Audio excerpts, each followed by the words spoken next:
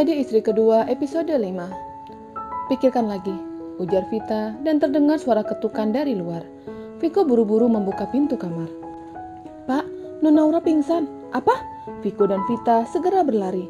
Mereka menemukan anak kecil itu tergeletak di lantai kamar dengan darah keluar dari hidung. Anakku, Viko langsung mendekap anaknya. Dan Vita buru-buru menyusun pakaian Naura. Jika kondisi seperti itu, Naura harus dirawat. Setelah itu mereka sama-sama ke rumah sakit. Vita duduk di baris kedua dengan memangku Naura yang sedang pingsan. Darah masih mengalir dari hidungnya. Kejadian itu sering terjadi, tapi mereka selalu cemas dan panik. Viko melajukan mobil dengan cukup kencang. Dia melupakan semua proyek pentingnya. Yang terpenting sekarang untuknya adalah kesembuhan Naura.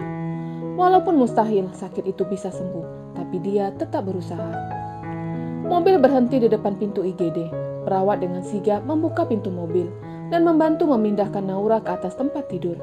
Mereka selalu bersiap ketika ada pasien yang datang. Sementara Viko memarkirkan mobil, Vita langsung menemui dokter dan mengatakan tentang penyakit Naura. Dokter langsung menyarankan untuk dirawat. Dan Vita mengurus pendaftaran. Berjalan melalui pintu yang langsung menuju bagian depan rumah sakit. Menemui petugas rumah sakit untuk mendaftarkan Naura.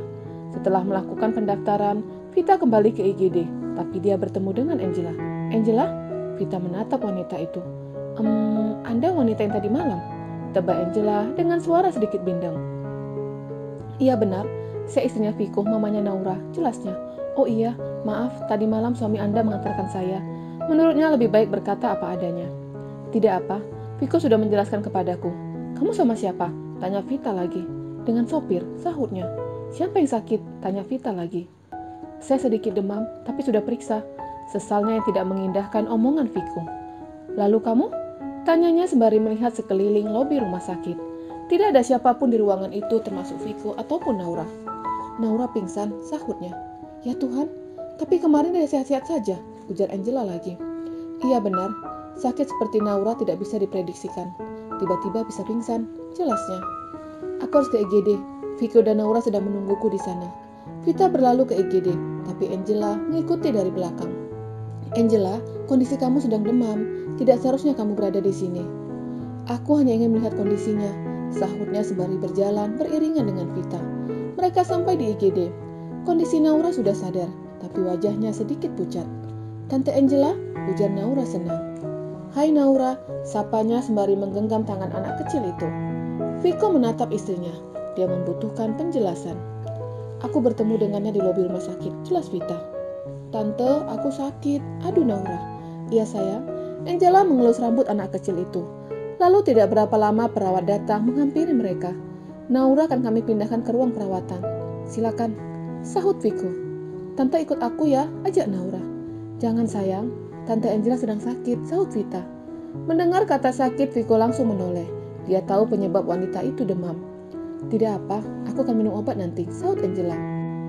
Perawat memindahkan Naura ke kursi roda, lalu mendorong kursi roda, sedangkan Viko membawa barang-barang Naura dan Vita memegang botol infus. Angela mengikuti keluarga itu dari belakang. Sembari mengikuti, dia mengirimkan pesan kepada Aneska. Anes, aku masih di rumah sakit. Aku sudah berobat, tapi aku bertemu dengan Naura. Anak kecil itu sakit kembali dan harus dirawat. Jika kamu membutuhkan sopir, aku akan menyuruhnya balik ke Istana Basam. Aneska ketika itu sedang bermain dengan Bara. Dia membaca pesan yang masuk, lalu menghubungi Angela. Apa penyakitnya kambuh? Tebak Aneska. Ya, seperti itu. Aku akan menyuruh sopir kembali, ujar Angela sembari tetap mengikuti langkah keluarga itu. Tidak usah, biarkan sopir itu menunggumu. Sampaikan salamku pada Vita. Perawat membuka pintu ruangan VIP. Ruangan yang sama ketika Naura dirawat beberapa bulan lalu. Anak kecil itu dipindahkan ke atas tempat tidur. Lalu perawat keluar dari ruangan dan menemui perawat anak untuk menyerahkan status Naura. Angela, pulanglah, kondisi kamu tidak sehat, ujar Vita yang merasa sungkan. Tidak apa, aku sudah meminta izin kepada Aneska, jelasnya sembari menarik kursi yang ada di samping tempat tidur. Yang mana yang sakit? Tanyanya.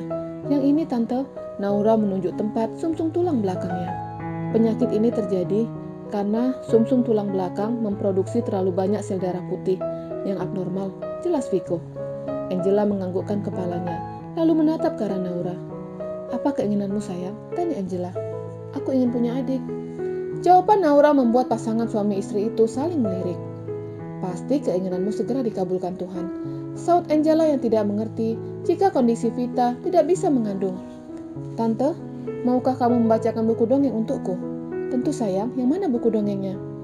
Vita membuka tas Naura dan menyerahkan satu buku dongeng kesukaan anak tirinya.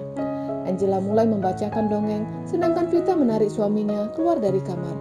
"Kamu dengar? Naura masih menginginkan itu." "Aku tidak bisa, tolak Viko." "Apa yang tidak bisa? Aku siap dan rela dimadu. Untuk Naura, kita hanya perlu menjelaskan kepadanya." "Jelaskan apa?" "Jelaskan kalau aku akan menikah lagi, begitu?" Viko menekan intonasi bicaranya.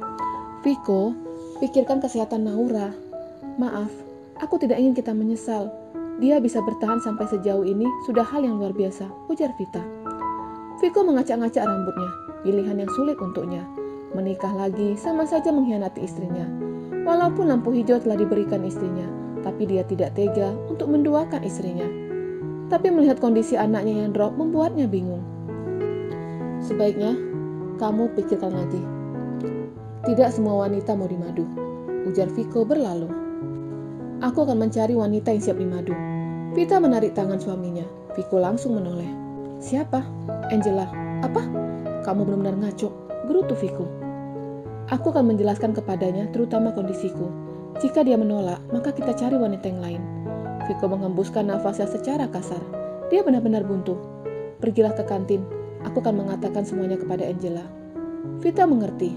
Ketika obat dimasukkan ke dalam jarum infus, Naura akan meminta dibacakan buku cerita, dan lama-lama anaknya akan tertidur. "Aku harap kamu mempertimbangkan ini," ujar Viko dan berlalu. Vita menatap punggung suaminya. Hatinya sangat perih. Memberikan suaminya kepada orang lain tentu saja membuatnya ragu. Tapi dia harus berkorban demi Naura. Masuk ke dalam ruang perawatan dan terlihat Angela sedang duduk sembari memegang jari jemari Naura. Dia menoleh ke arah pintu, lalu beranjak dari kursi. "Naura sudah tidur, aku permisi pulang. Aku ingin menceritakan sesuatu kepadamu, bisakah?" Vita menunjuk ke arah sofa. Angela menganggukkan kepalanya dan ikut duduk di samping Vita. "Aku bukan ibu kandung Naura," ujar Vita. "Aku pernah mendengar itu dari Aneska, dan kalau salah, Aneska tahu dari Nona Zira, jelasnya." "Iya, kamu benar." Vita menatap Angela dengan tatapan nanar. "Aku tidak bisa memenuhi keinginan Naura." "Keinginan yang mana?" Angela melupakan sesuatu. "Memberikan adik kepadanya." "Kenapa? Apa kamu sedang KB?" tebak Angela. Vita menggelengkan kepalanya, lalu menangis. "Vita, ada apa? Kenapa kamu menangis?" Angela mengambil tisu yang ada di samping tempat tidur, lalu memberikan kepada Vita. "Aku mandul, Angela." Tangisnya kembali pecah. Kejujuran Vita membuat Angela terkejut. Dia hampir tidak mempercayai ucapan itu. "Ini adalah pernikahanku yang kedua.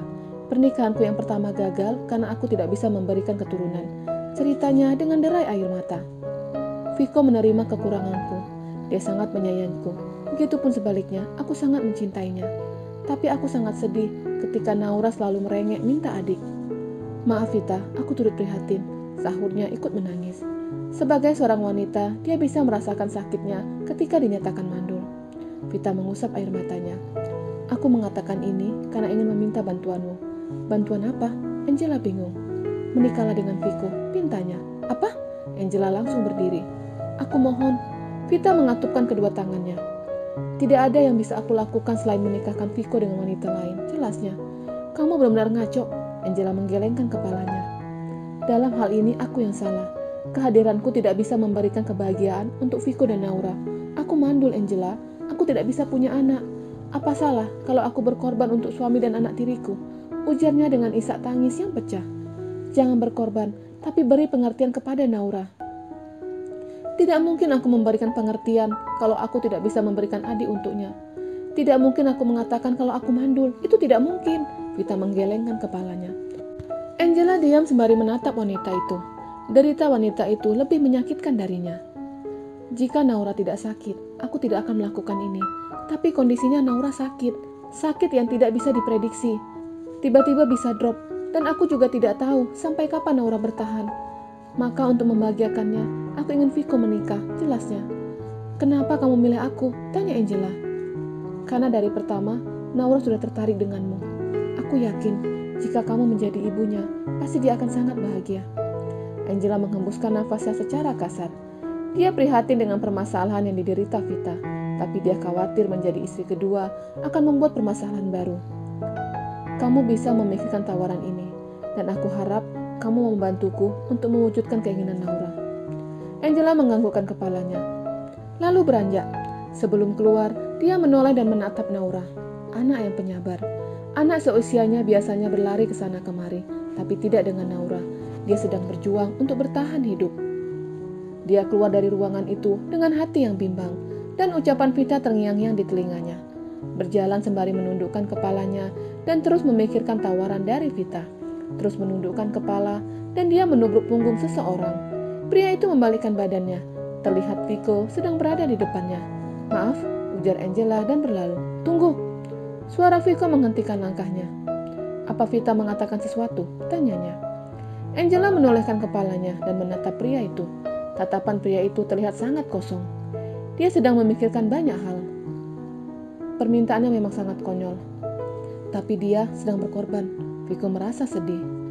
Angela menganggukkan kepalanya. "Aku turut prihatin. Istri Anda wanita hebat. Tidak semua wanita mau dimadu.